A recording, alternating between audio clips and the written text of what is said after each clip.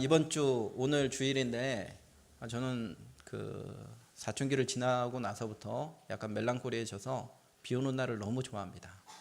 특별히 비 올 때 썸 타는 자매와 총각대요. 지금 말고 썸 타는 자매와 우산을 쓰면서 조금이라도 더 씌워주려고 하다가 이 소매가 젖는 거 그게 너무 행복해요. 그게 행복했어요. 네, 제가 생긴 거와 다르게 굉장히 제 안에 큰 언니가 있습니다. 네, 그래서 너무 행복하고 좋았습니다. 비 오는 것 때문에 자매들 많이 힘들죠. 제가 자매들 만나서 상담하다 보면 비가 내려서 어떤 자기가 이제 주일에 이런 컨셉으로 옷을 입을 거야, 봄이니까 이렇게 입을 거야 라고 생각했는데 비가 주룩주룩 내리면 뭘 입고 가야 될지, 무엇을 신어야 될지, 뭐 오늘 가서 어떻게 하나님을 섬길지 고민하는 게 아니라 무엇을 입을지 무엇을 신을지 그 형제가 이 색을 좋아할지 이런 거 고민하게 되지 않습니까? 그래서 비가 오는 것을 싫어하는 자매들이 있는 거 제가 알고 있습니다. 그러나 이번 비는 지난주에 금요일 날 그 비를 맞고 전도사님과 저와 호근 형제 3명이서 우리 종로로 오랜만에 걸었거든요. 3명이서 남자 셋이서 그 비를 맞고 저도 싫었어요.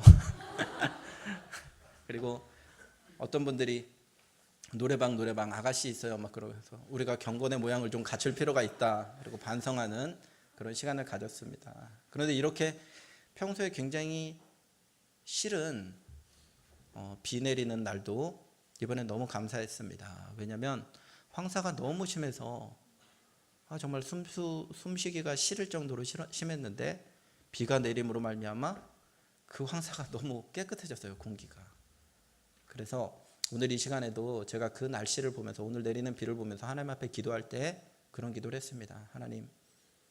하나님의 은혜의 강수가 성령님의 그 역사하심이 강력하게 내려주셔서 우리 심령 가운데 황사처럼 낀 하나님과 나와의 관계에 걸끄러워진 그 모래가 뿌려진 것 같은 그런 모래가 황사가 지워지기를 바랍니다 라는 기도를 했습니다.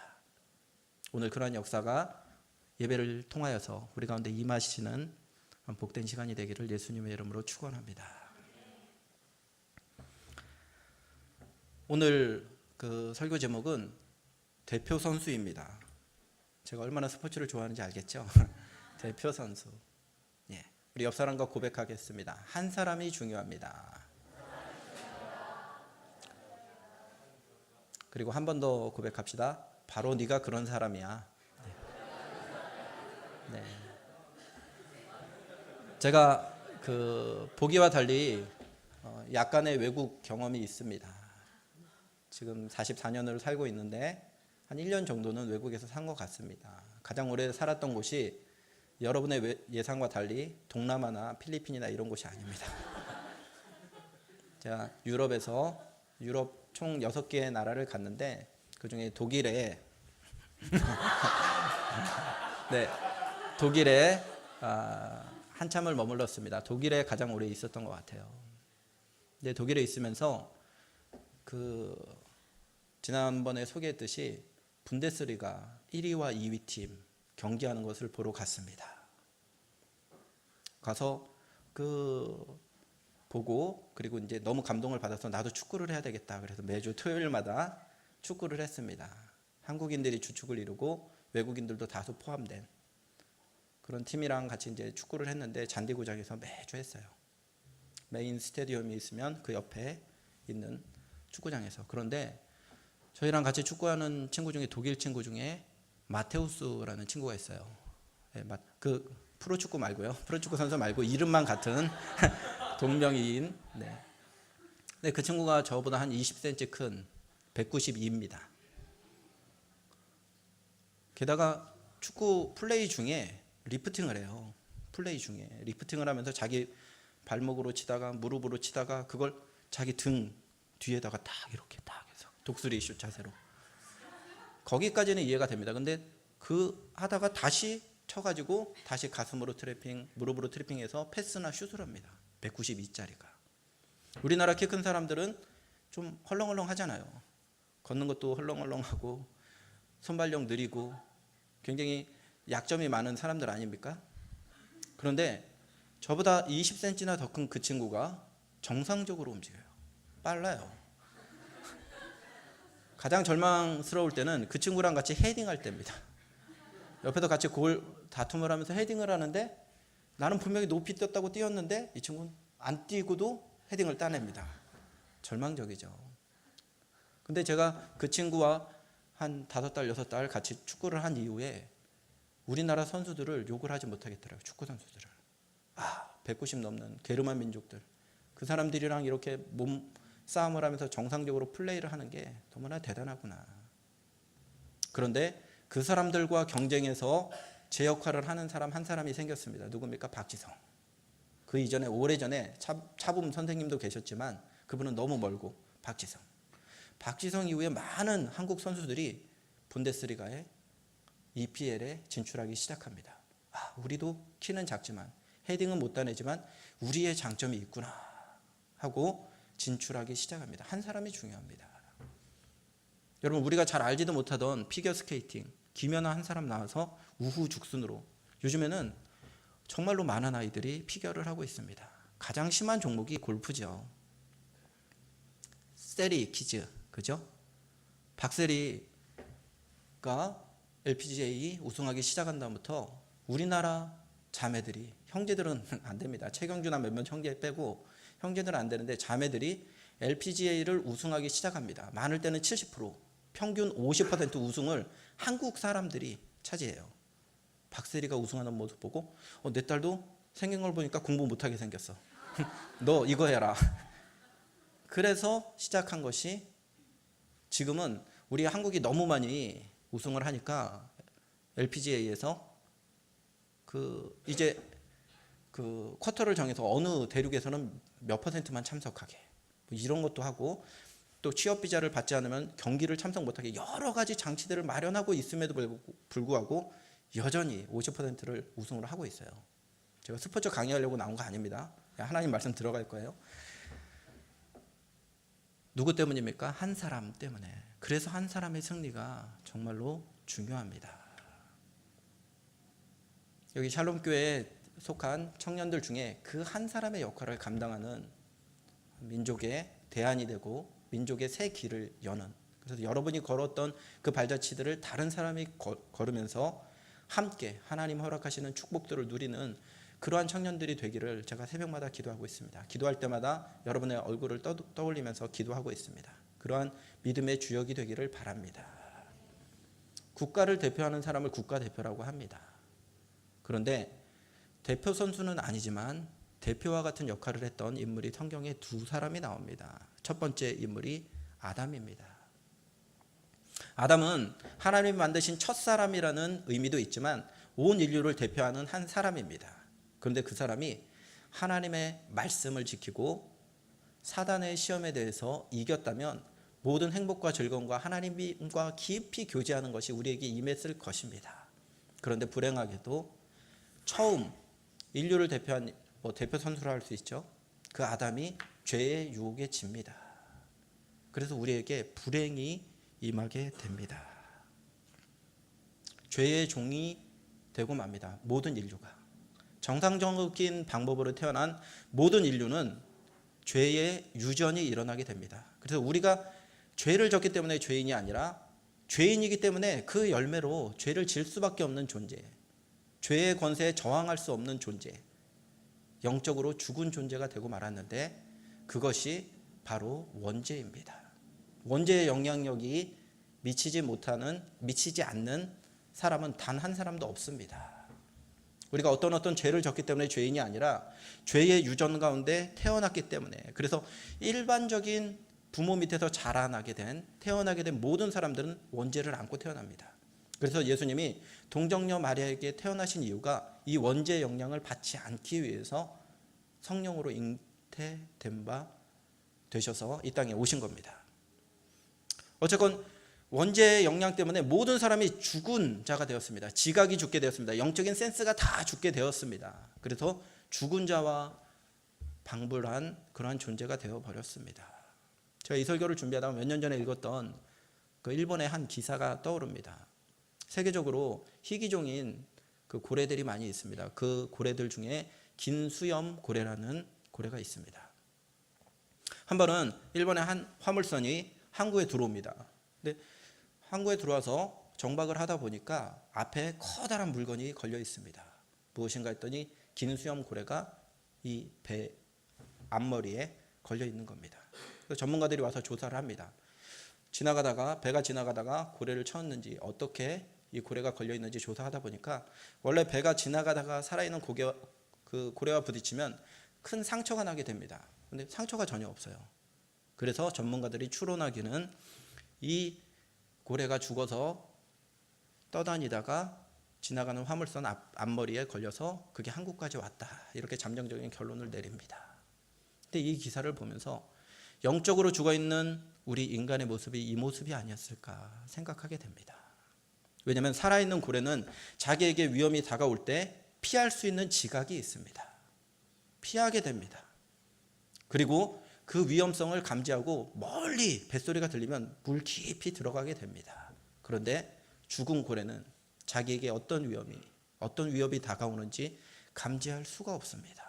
그래서 오는 배에 부딪혀서 그 배가 가는 대로 떠내려갈 수밖에 없습니다. 이것이 바로 예수님을 만나기 전에 우리의 모습을 그대로 보여주는 장면이 아닌가 생각이 듭니다. 마틴 로이드 존스 목사님은 이렇게 영적으로 죽어있는 상태, 이 영적으로 죽어있을 수밖에 없는 이 상태에 대해서 그 오리지널 폴루션이라는 단어를 썼습니다. 제가 영어 되게 못하는데 이 단어는 굉장히 연습을 많이 했어요. 네, 오리지널 폴루션, 무슨 뜻이냐면 원죄 혹은 원오염이라고 번역할 수 있습니다.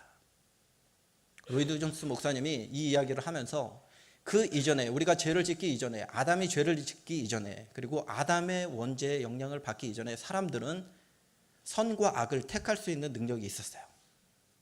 무엇이 선한 건지, 무엇이 하나님이 기뻐하시는 건지, 무엇이 하나님이 그토록 미워하시고 싫어하시는 건지 영적으로 분별할 수 있는 능력이 우리 가운데 있었습니다. 그런데 이 원죄로 말미암아 사람의 의지가 오염되게 됩니다. 타락하게 됩니다. 무엇이 하나님을 기쁘시게 하는 건지, 무엇이 하나님의 마음을 아프시게 하는 건지 그것에 대한 판단이 흐려지게 됩니다. 오염으로 인해서 제대로 보지 못하고 제대로 결정을 내리지 못하는 그러한 죄인의 상태에 빠지게 됩니다. 영적으로 죽어있기 때문에 온전한 것을 분별할 수가 없습니다. 왜냐하면 처음 우리를 대표했던 대표 선수인, 온 인류를 대표하던 그 상징적인 의미가 있던 아담이 죄에게 졌기 때문입니다. 죄에 진 이후로 악한 마귀 사단이 사람을 공격할 때, 야, 너 그러다 죽어. 야, 너는 계속 그렇게 나에 대해서 반항을 하면 너는 지옥에 갈 수밖에 없어. 이 이야기를 할 때 어느 것으로도 사단의 시험에 대해서 대응할 수 있는 방법이 없었습니다. 우리에겐. 그래서 하나님의 사랑이 이 상태로, 자기의 형상대로 만들어진 사람이 이 상태로 있는 것이 너무나 마음이 아프셔서 두 번째 아담을 우리에게 보내주십니다. 그분이 누구십니까? 예수님. 예수님은 두 번째 아담으로 우리를, 온 인류를 대표해서 죄와 싸우신 두 번째 아담으로 예수님이 이 땅에 오십니다. 그래서 철저하게 하나님께 순종하세요. 태어날 때도 원죄의 영향, 원오염의 영향을 받지 않고 태어나셔서 온전하게 33년을 하나님 앞에 살아드립니다. 그리고 나서 온전하게 순종하시는데 그 순종의 가장 보석과 같은 장면이 무엇입니까? 지난 금요일 날 예수님이 십자가에서 오염되어 있는 원죄를 가지고 있는 우리를 위해서 대신 죽으심으로 말미암아 죽기까지 하나님 앞에 순종하셨어요. 온전하게 하나님의 뜻을 다 이루어 드립니다. 그리고 예수님이 3일 만에 부활하셨습니다. 그 이전까지는 악한 마귀 사단이 너 죽을래? 그러면 아무 말도 우리는 할 게 없었어요. 그런데 너 죽을래? 라고 하지 못하게 만드신 분이 바로 예수님입니다. 왜냐하면 죽으신 이후에 예수님이 부활하셨기 때문입니다. 부활하신 것은 다른 의미로 말하면 사단이 가진 가장 강력한 무기가 죽음이에요. 사망이에요. 그런데 예수님이 죽으셨어요. 그리고 나서 3일 후에 이 죽음의 권세를 깨어버립니다. 오늘 우리가 읽었던 말씀에 의하면 예수님 혼자 깨신 것이 아니라 이제 예수님을 믿는 모든 사람들이 예수님과 같이 부활의 능력을 얻게 됩니다.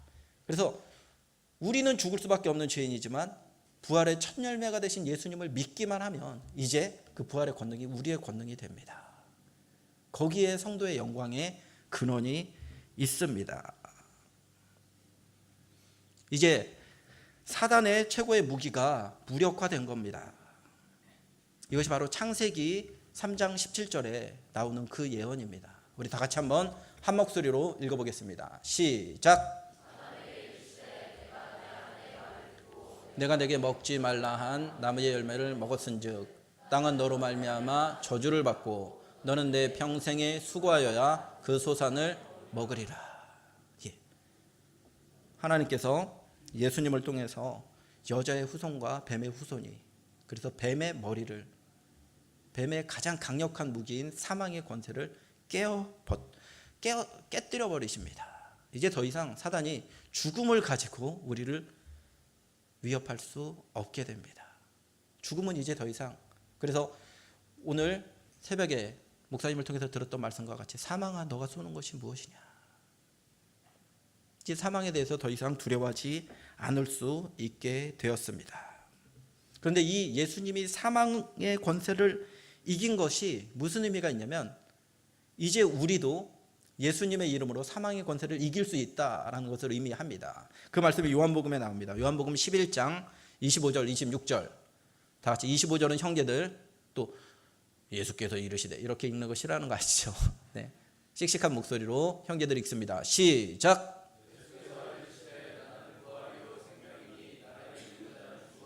26절 자매들 시작.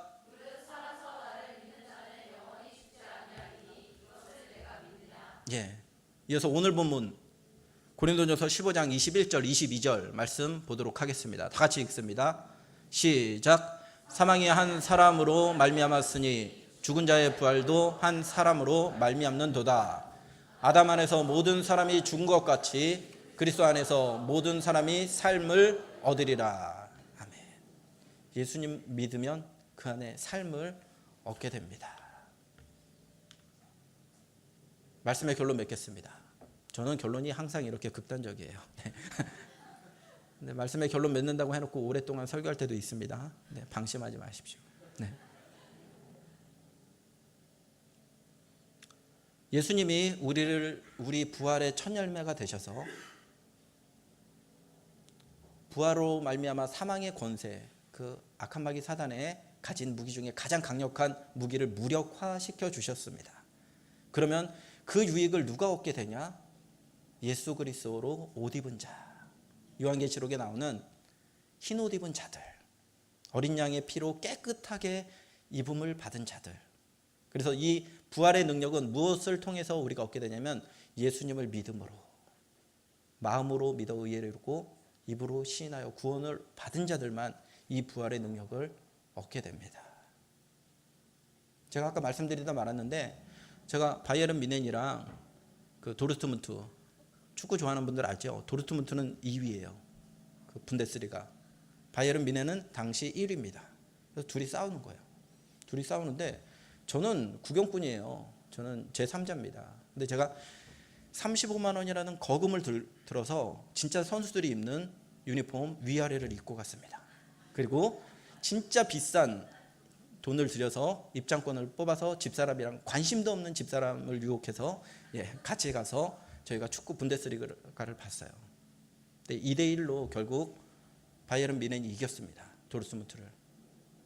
상당히 심각합니다. 왜냐하면 하도 홀리건들이 난리니까 들어가는 입구부터 경찰이 아주 그냥 원정팀을, 버스가 들어가는 그 주차장부터도 완전히 달라요. 그리고 한 15m, 20m 되는 창이 설치되어 있고 혹시 넘어올까 봐 그 홈구장 쪽으로 이렇게 창을 또 옆으로 해놨어요. 그리고 아주 촘촘하게 비비탄 총알 정도 들어갈 정도로 촘촘하게 서로 보지도 못하게 그렇게 해놨습니다. 분위기를 알겠죠. 전쟁이에요, 전쟁. 유럽에서 축구는. 그런데 제가 이제 구경하다가, 저는 객관적이잖아요. 근데 도르트문트가 굉장히 멋있게 골을 넣었어요. 그래서 우와! 그러고 박수를 쳤습니다. 근데 주변에 그 게르만 민족들, 아주 막 맥주 마시던 그 사람들이 한 15명이 저를 딱 보고 얘는 뭐야? 얘는 뭐야? 그러고 저를 죽이려고 하더라고요. 저 그때 순교당할 뻔했어요. 근데 그 순간에 제가 참 35만 원을 드리길 잘했다는 게 무엇이냐면 제가 바이에른 뮌헨 양카라는 선수 있어요. 그 선수의 옷을 입고 있었어요. 35만 원을 주고 정품으로 폴로그램 있는 거 딱. 그러면서 제가 딱 와 멋있다 그러는데 다 저를 이렇게 쳐다보는 거예요. 이 뭐야 얘는 뭐야. 그래서 제가 그 티셔츠를 보면